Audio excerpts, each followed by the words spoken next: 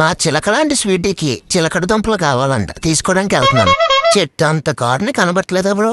అడ్డొస్తున్నావు చిలక గోరింక, చూడవే నా వంక. గురు ఇలా చూడండి, హార్న్ పనిచేయట్లేదు. సీరియస్ గా గేమ్ ఆడుతున్నావు బ్రో? ఏమవ్వదు అంకుల్, షాకింగ్ కొట్టిన భయపడకండి. చిలకడ దుంపలు కావాలంకుల్, స్వీట్ పొటాటోస్, ఓన్లీ 20 రూపీస్. ఏంటి బ్రో తనెత్తవా? నువ్వేదో కొంచెం తేడాగా ఉన్నావే. స్వీట్ పొటాటోస్ కావాలంకుల్, మా స్వీట్ లాగే స్వీట్గా ఉండాలి. ఓయమ్మా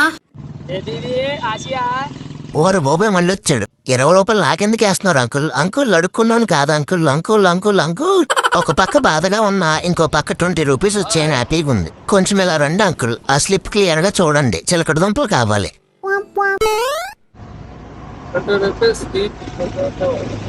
బాక్స్ లో పెట్టండి. బంగాళదుంప కాదు అంకుల్, చిలకడ దుంప.